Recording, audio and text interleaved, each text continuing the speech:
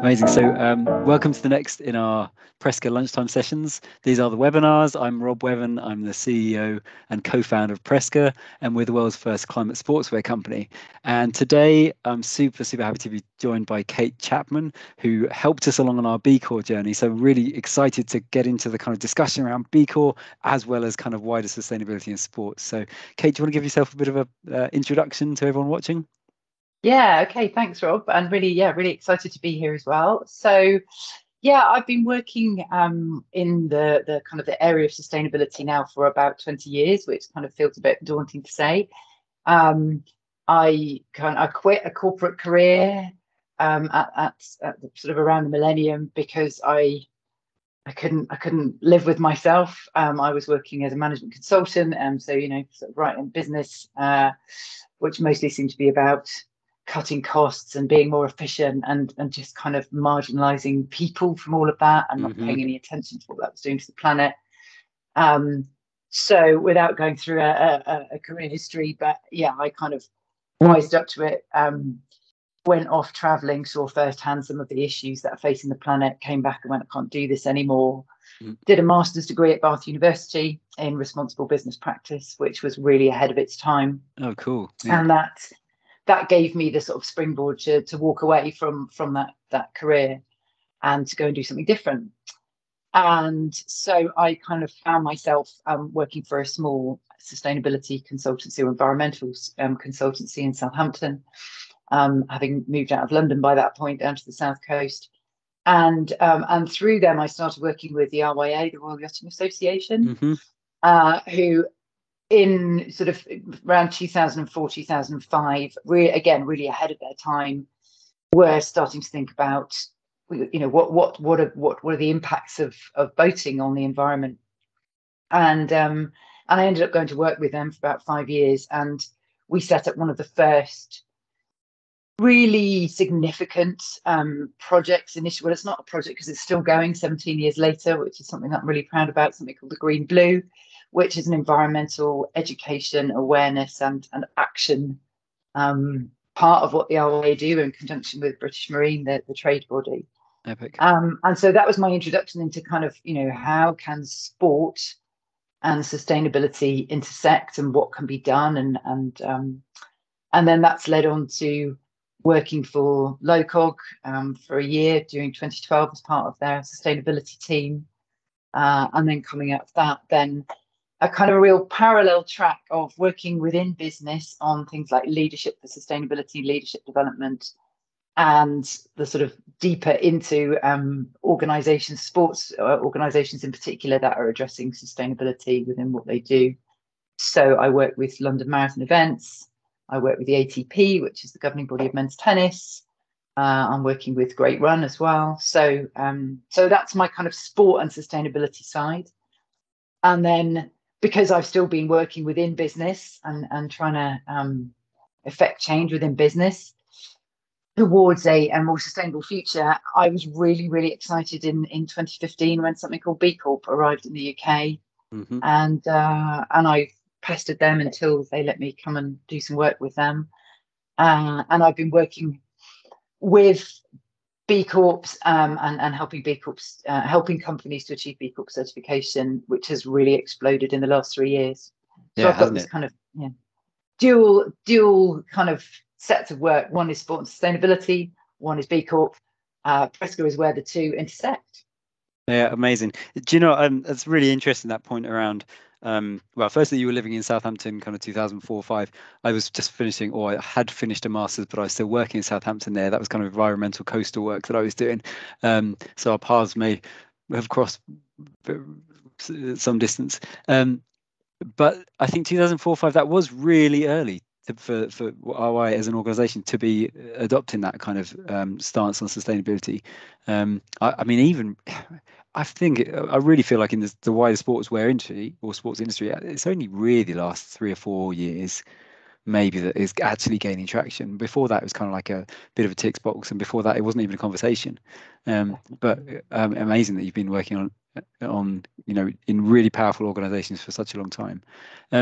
So B Corp, let's get into that. So you've helped us go through or kind of assess our B Corp application. That's amazing. Thank you for your work on that. I'm pleased to say we finally got our analyst assigned, which is Ace. So we're hopefully not too far away now from getting that. I was on a really interesting panel discussion last week at the Blue Earth Summit, and the guy who was hosting it was not a massive B Corp fan, I've got to say, and he was kind of really poking, like everyone on the stage was waiting for their B Corp accreditation. And he was going, what's the point when you got an organization like, I don't know, I won't name names, but there's some companies in there who aren't as good as, we might expect of kind of what is seen as the B Corp standard. And I know it's about constant improvement, but tell me your take on why it's important for companies to be B Corp certified.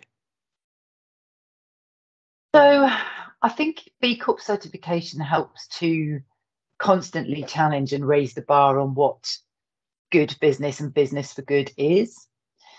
And my take on it is that there's so much greenwash, purpose wash out there. There are so many claims from businesses about what their products do, what their services can offer, how they're offsetting this and good for the planet that, and all these terms get bandied around. And B Corp is, in my experience, the toughest standard to reach. It is very, very thorough. It's very holistic. It's not just looking at your environmental claims or how much you support charity or work with charity. It looks across the business at your governance and your decision making. It looks at how you treat your staff. It looks at how you work with your suppliers, what your role is within the community. It obviously looks at environmental impact, and it looks at how you work with your customers. And it's tailored to the sort of business that you're in and the sector that you're in and the markets you operate in. It's not perfect, but then nothing ever is. Yeah.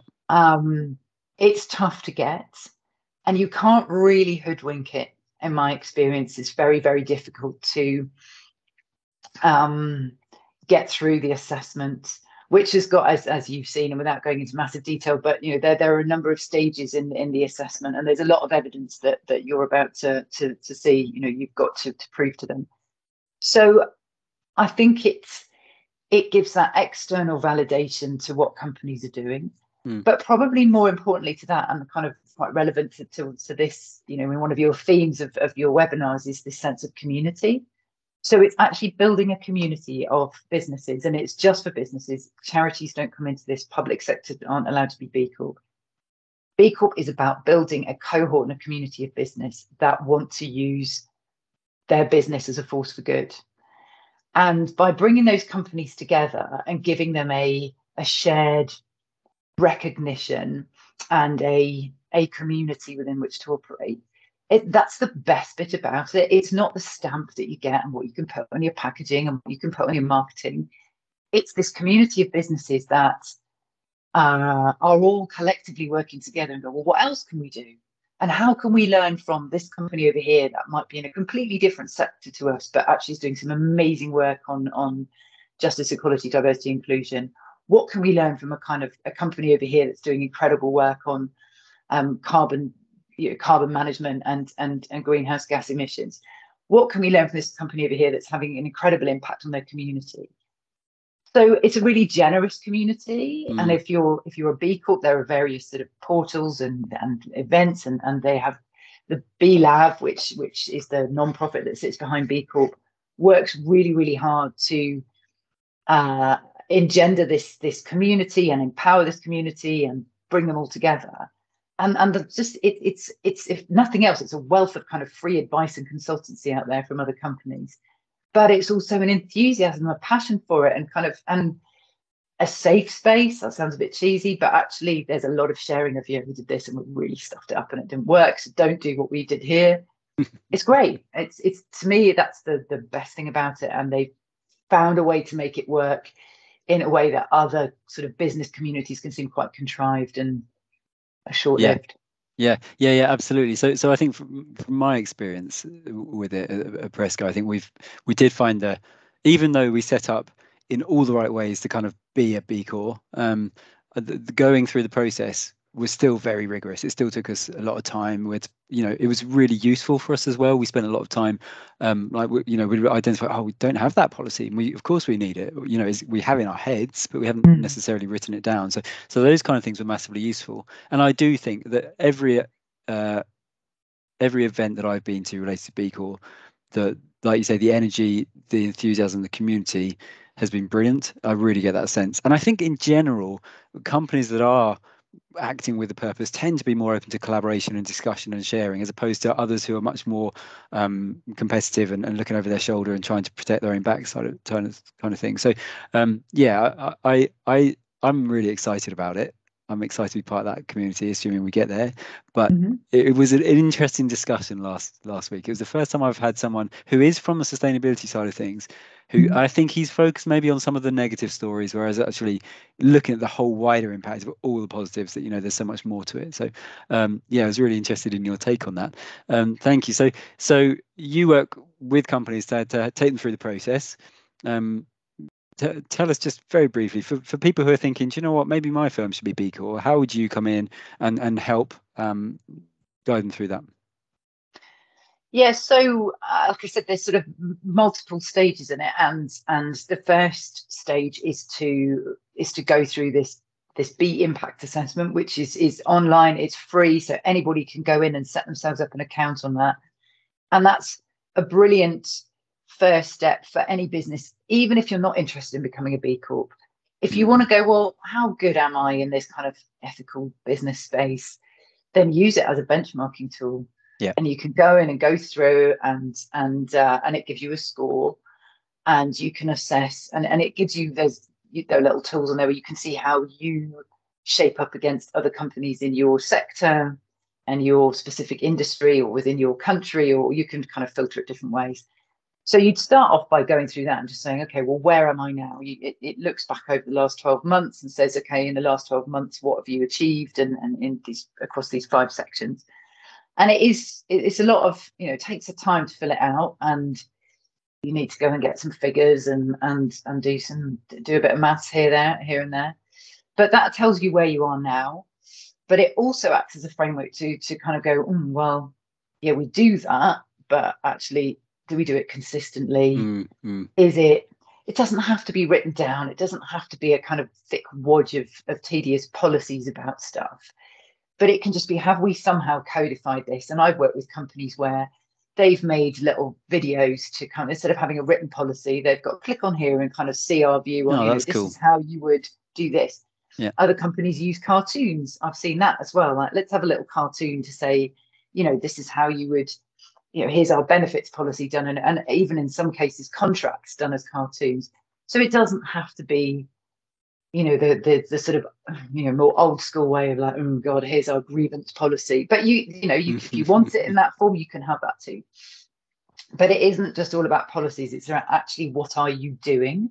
Yeah. And how can you demonstrate your impact? So the whole point of the impact assessment, as the name suggests, is to measure how much good are you doing in the world. And a trap that lots of organizations fall into is like, well, we do this and we do this and we do this and we do this. So they're doing lots of stuff, but are they measuring it? Because you can do things till the cows come home, but if you can't turn around and say what difference that made, there's the real kind of, so what?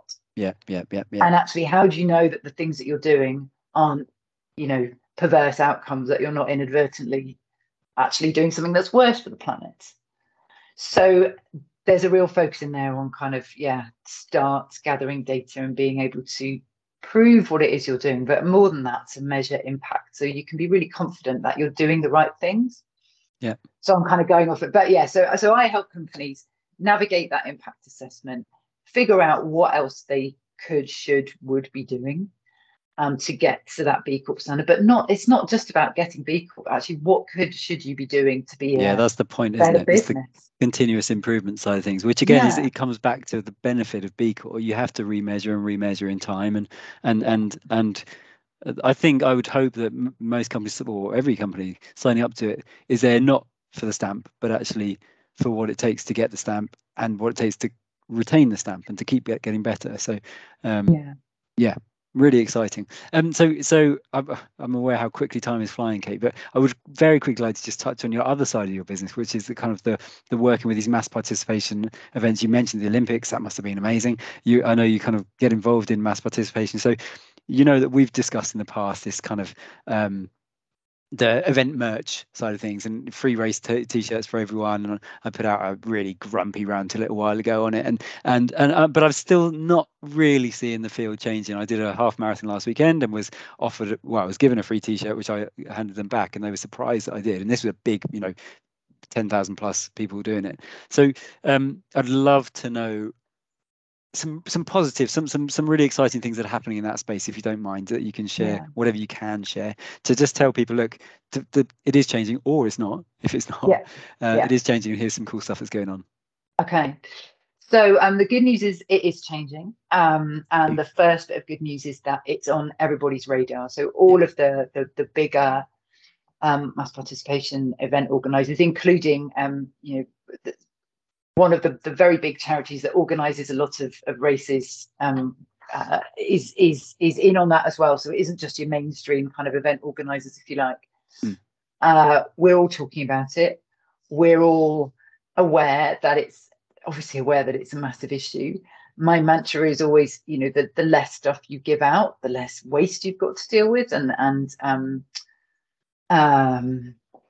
actually, a lot of most of the impact from mass participation sports events comes from participant travel. So, that's the biggie, that's 95% pretty much is coming from travel. But actually, there's still a lot, and it isn't just about carbon emissions, and we've got to be aware of that. So the stuff that we give out, T-shirts, the medals, the foil blankets, the hydration solutions, if we're giving out plastic bottles, if we're giving out gels, if all of those things, it all adds up. I had alcohol in this gift bag at the weekend. Really? Like a little, Well, you see, gift bags, that's another one. And it slightly alarms me that those are still being given out. So a lot of events are starting to ditch the goodie bag and go to recovery items. So there are certain items that need to be given out, and there's this balance between participant experience, welfare, sustainability, and it's finding that balance. The good news in terms of the merch is that, well, two things. One is that circularity is now a big deal. So with the work that I'm doing with various organizations, what we're trying to push is, if we are going to give stuff out, then it's got to have a significant, preferably 100%, recycled content. And what's the disposal route for it afterwards? Yeah. Whether that's straight away because we've given it out and it's come straight back to us, so foil blankets being a prime example, or whether it's then something we give out that may not have the longest life, and then what are our participants meant to do with that, like the T-shirts. A brilliant new, well, they're not that new actually, but they are gaining in awareness, and certainly some of the event organisers that I'm working with are going to be using them is trees not teas.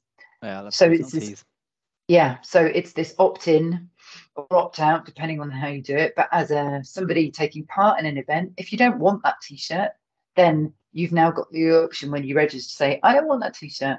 And that's brilliant, because then it never gets made, it never gets sent to the start, it never gets wrapped in plastic, it never gets taken out and gone, never wear that. It never ends up in the charity shop where nobody else wants it either. And then it never ends up in Ghana on a landfill, and then eventually in the sea, and all of the hideous things that happen to them. So giving people the choice is that first start. My hope is that then quite quickly moves to, do you know what, actually, we can just do away with them. We don't need to be giving out T-shirts. Yeah.